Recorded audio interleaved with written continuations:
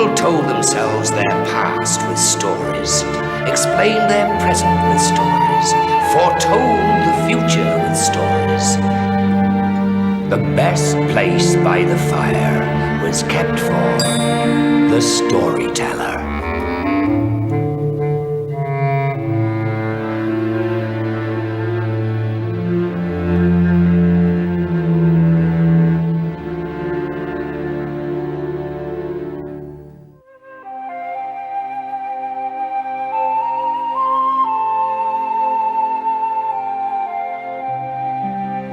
Story. Imagine a cold night and a dark night. A night like this one. And imagine a bed with a farmer and his wife fast asleep, snuggling up for warmth.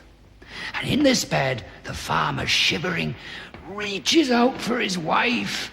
But instead of a head, he finds a foot, because his missus is rubbing noses with their dog, who sleeps every night at the end of the bed. What kind of dog? I don't know. A dog. Some kind of dog. Some kind of dog? Terrific story. Should I bark? Oh, no!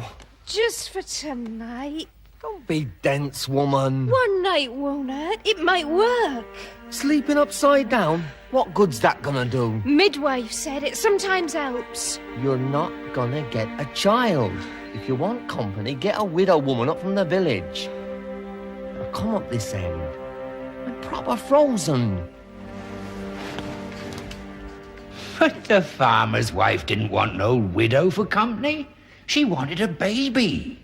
And she'd wanted this child for what seemed a lifetime, until she couldn't bear to watch the lambs born, or the calves come, or the eggs hatch. It hurt her so.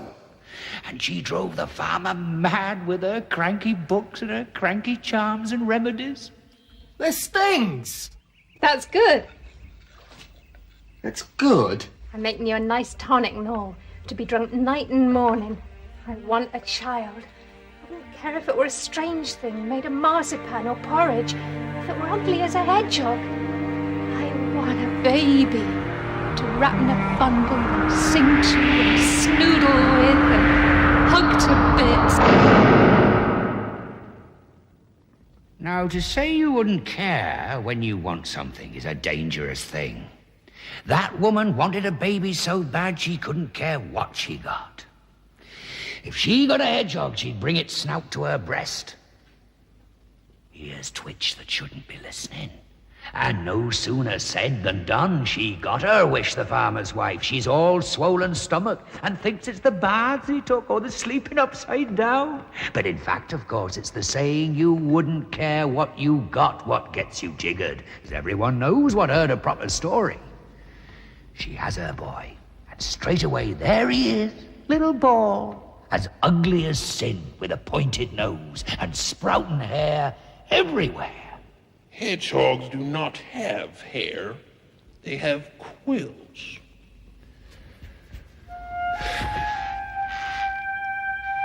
But this hedgehog baby had quills as soft as feathers, and his mother held him to her breast and wrapped him in a bundle and snoodled him and hugged him to bits. And she gave him the name Hans. Hans, my hedgehog, she called him. Oh yes, the mother loved her baby all right, but not everybody did. It's a hedgehog. What a laughing stock. Get out of here, man! Don't like this! Bring the freezing in here! I don't want you in here now! We're going home. But our chores. That's the end of parading ourselves in public. Don't cry, my sweet. You don't even cry like a proper baby. Can't you shut that squealing? Ow! And the farmer grew to hate his son, Hans the hedgehog boy. Out in the field he chopped and scythed and bundled and milked, but all the while the shame of what had befallen him turned a knot in his heart. One moment the rage welling up in him, the next tears, huge tears splashing his boots. And time passed by, day following day, week chasing week, and the hedgehog boy grew up. Hey, Beastie! You, critter chops! Oi, triple back! Hogheads! Ruffle hog! And Hans my hedgehog learned he was strange, and he learned he was ugly, and he learned to be sad, and he learned the name that was given him. Ruffle hog!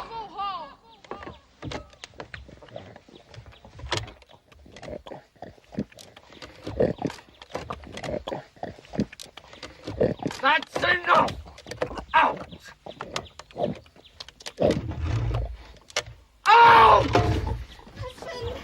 From now on, I'll eat out there with the other beasts!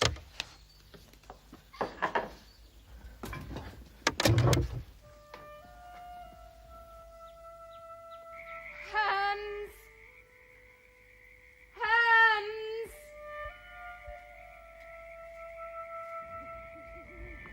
Come home! Hans heard them, but he wouldn't answer. He lay there all night, his rooster for company, and thought until he thought a hole in the ground. And his mother couldn't sleep, and his father wandered the dark hours, a great needle in his heart. In the morning, weary, the farmer returned.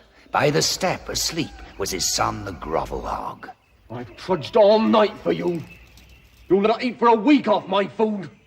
Father, I want you to do some things for me. You what? I want you to go to the village and have me a saddle made for my rooster so I can ride him. And I want some of your sheep and some hens and some pigs. Oh, do you now, fancy fine? I know which ones I'd like, and they would be happy to come with me. Come with you? Come with you where? Where I go, which is away, which is to somewhere where I can't hurt anyone and no one can hurt me. And when are you planning this gad to away and somewhere? When I have the saddle. You can't go nowhere! What'd your mother say? Or who dotes on you? Father, all night I lay outdoor to understand why you don't love me. And I've thought until I've thought a hole in the grass. And now it's all right. When I have the saddle, I'll go. And the farmer felt ashamed, and he brought home a saddle for the rooster, and he herded up the animals his son had asked for, and he told his wife pack a packed lunch, and all the while the grovel hog sat on the stoop and waited. And when all was done, he went to his mother and she kissed him, and then to his dad and hugged him. And the farmer knew for the first time how soft he was. They watched him until he was a faint smudge in the distance, and his mother felt a crack in her heart like a tiny pencil line. And each day after the pencil line got thicker and thicker, and one day not long after, her heart split in half, and she died. 20 years later, a king got lost in a great forest. And after he got lost, he got more lost, until he was so lost he began to tug his ear, which is a sure sign of big trouble, when he heard a sound, which was a bitter sound and a sweet sound all at once, which began like hello and ended like goodbye. And tugging his ear like billy-o, he followed the sound until he came to a clearing. And the palace the king saw before him was the most extraordinary palace in your whole boar.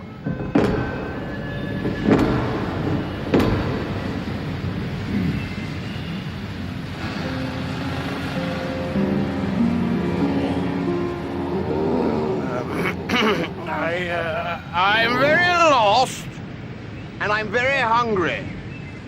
And somewhere back there, a long time ago, I was a king. But now, so lost and so hungry, you wouldn't knock at the beast's house. You are welcome in my house, sir, and at my table. And the king sat at the grovel hog's table and ate of the greenest greens and the sweetest sweets and the juiciest juices. You are very, very kind. After, his host took up the bagpipes and played old songs which were bitter and sweet all at once and began like hello and ended like goodbye. And before he could think, I'm full now and found, the king was asleep.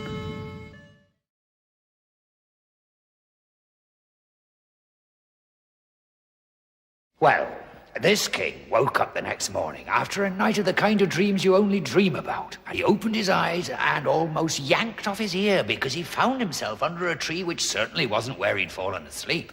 And more confusing, it was a tree from which he could see the edge of his kingdom. And he began to dance as only kings once lost and then found can dance. A jig, a jiggle joggle, and a leap. I've heard this story, and you're telling it all wrong. What happens is, the king wants to give the Grovel Hog a reward for all his help, and so he says, name anything. And the hog thing says, give me the first thing to greet you when you arrive in your kingdom. And the king agrees because he knows the first thing to greet him will be his faithful flop-eared Wagger, the royal dog. So the king says yes, and the whole thing says, I'll collect my reward in a year and a day. And off he goes on his ridiculous rooster. But things don't go as he planned, do they? And it's not poor Wagger who gets there first.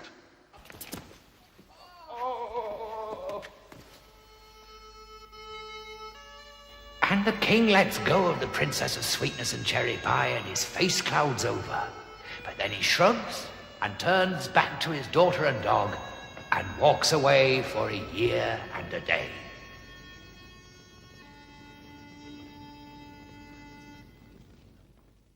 Here we are, dearios, in the king's great hall. And lo and behold, a handsome storyteller has been summoned to court to entertain the royal family. King.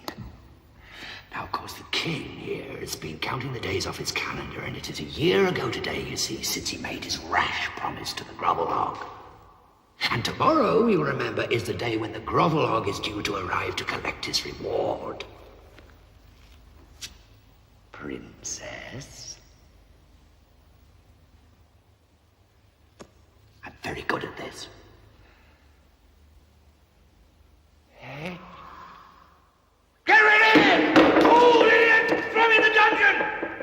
Feed him inch by inch to my royal Charlotte! What they won't eat, give to his dog! No! Help! No! No! Put me down! Put me down! Your Majesty, a huge army appears at the gates. Oh, does it? Not men, but animals, sire. Told you. Sire? I heard you! Let them in. Give a fella some space, I want to hear this. Do you remember me? I do. A year and a day have passed since last we met. Will you keep your promise to me? I will!